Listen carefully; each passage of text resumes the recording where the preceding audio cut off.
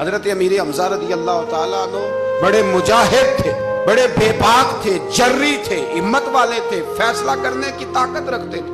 میرے نبی رحمت علیہ السلام کے بڑے محبوب تھے حضرت امیر حمزہ، پر اپنی باتوں کے کھرے، وعدوں کے پکے، سٹینڈ لینے کا مزاج رکھنے والے حضرت امیر حمزہ فرماتے ہیں ابھی کلمہ نہیں پڑھتے تھے، کہتے ہیں میں شکار کے لیے گیا تھا، واپس آیا تو واقعہ یہ ہوا کہ نبی کریم علیہ السلام نہ کوہ صفا کی پہاڑی کی طرف جا رہے تھے تو رستے میں ابو جہل آ گیا، اس نے حضور کو نہ برا بھلا کہا۔ میرے نبی کریم علیہ السلام نے نا آج اس کے جواب میں خاموشی اختیار کی۔ خاموشی بہت بڑا طوفان ہوتی ہے، چپ رہنا بہت بڑا طوفان ہوتا ہے۔ حضور خاموش ہو گئے، مکمل کوئی بات نہیں، حضور دیر تک خاموش رہے۔ نبی کریم علیہ السلام جب خاموش رہے تو سر پٹایا اور اس کے ہاتھ میں ڈنڈا تھا، حضور کے سر اقدس پر دے مارا۔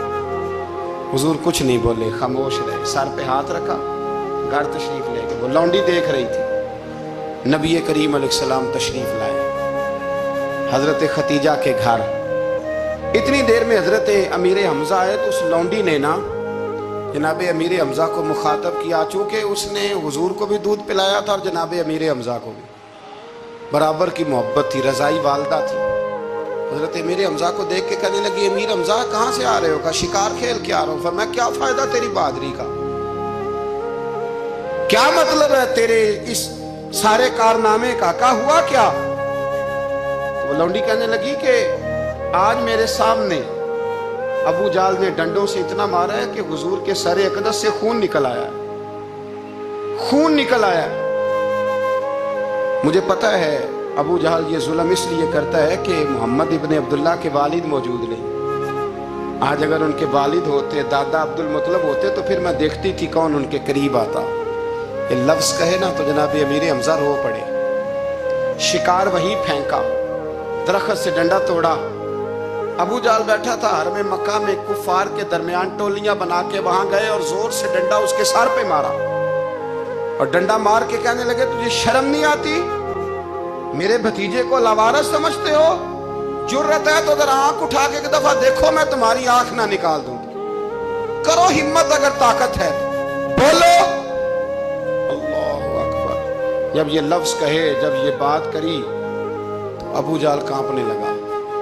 کچھ لوگوں نے چاہا حضرت امیر حمزہ کے معاملے میں مداخلت کرنی، پر کہنے لگا چپ کر جو، تمہیں پتہ نہیں یہ شیر بڑا ہے، یہ دلیر ہے، یہ طاقتور ہے، خبردار کوئی بات نہ کرنا۔ اللہ اکبر۔ حضرت امیر حمزہ وہاں سے نہ نکل کے تو سیدہ ختیجہ کے گھر آئے۔ سیدہ ختیجہ الکبریٰ رضی اللہ تعالیٰ عنہ نا نبی کریم کو مرہم پٹی کر رہی تھی۔ حضور نے چچا کا چہرہ دیکھا تو آنکھوں میں آنسو آ گئے۔ حضرت امیر حمزہ بھی روئے اور کہنے لگے بھتیجے خوش ہو جا، میں اس کا سر پھوڑ آیا ہوں۔ اتنی زور سے مارا ہے کہ اس کو ہمت نہیں ہوئی بات کرنے کی۔